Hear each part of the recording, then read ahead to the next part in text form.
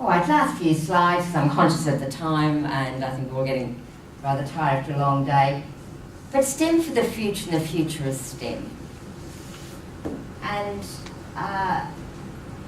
this was reported in one of the documents that I referred to earlier. Canada's productivity problem is not a shortage of advanced STEM skills. STEM skills are necessary but not sufficient for innovation and productivity growth. And that's where that document from the Some Assembly required, they highlight that STEM skills are important, but you also need these 21st century skills. So just some issues. How should we define STEM education for the future? Like the world's changing constantly. How do we define the future? How might perspectives on STEM education change? Is it just a fad? I don't think so.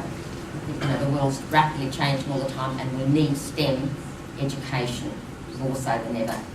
And how can we advance learning innovation across STEM? We're already doing that here with all the experiences and activities that you've been doing, but I think we need more of that, more of innovative learning across disciplines.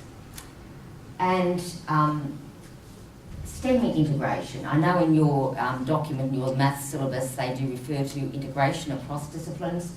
I think, you know, we need to also look at how can we increase access to STEM education, and what I'm particularly interested to learn this is our computational thinking across STEM.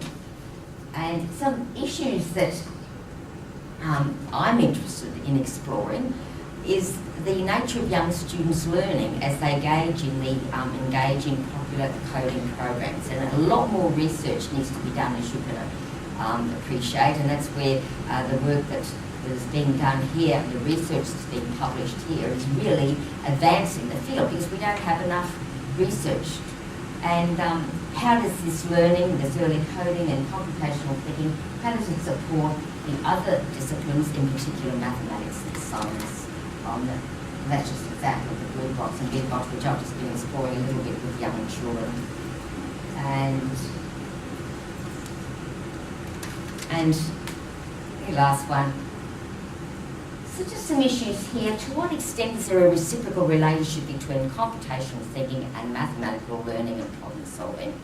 And how can computational thinking be integrated within STEM programs to facilitate learning innovation? And I know you're already doing that, and I know George in his articles has shown how you can get very sophisticated secondary level mathematics that young children can engage in and develop. And I, in my PhD, I'm going to say how long ago, show my age even more than I do now, but I did combinatorial reasoning, and that was before the, the computational thing. I did combinatorial reasoning, and that's when I read George's papers and so on. It brought back so many memories. But of course, we've got the sophistication now to really bring these students from low floors to right to high, high ceilings. So I think there's the scope of computational thinking, what you're doing here, really there's tremendous scope.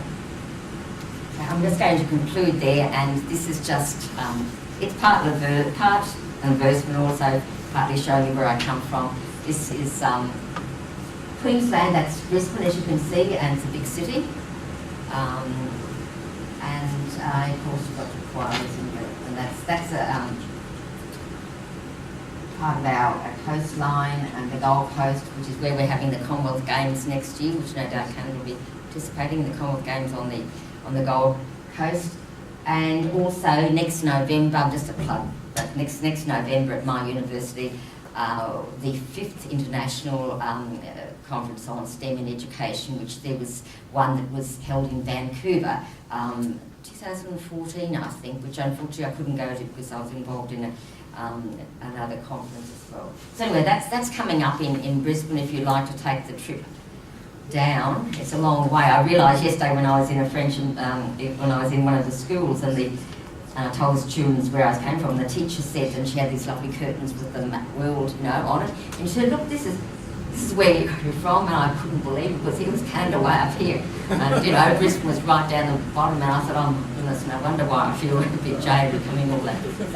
So anyway, that's on the cards if you want to come, if you would like to come to Australia, to Brisbane, lovely place, and you're very welcome to attend. So Okay, I'll just leave that there and open it for any questions in the remaining time we have. And thank you for being so attentive at this time on a Friday afternoon. I'll leave it.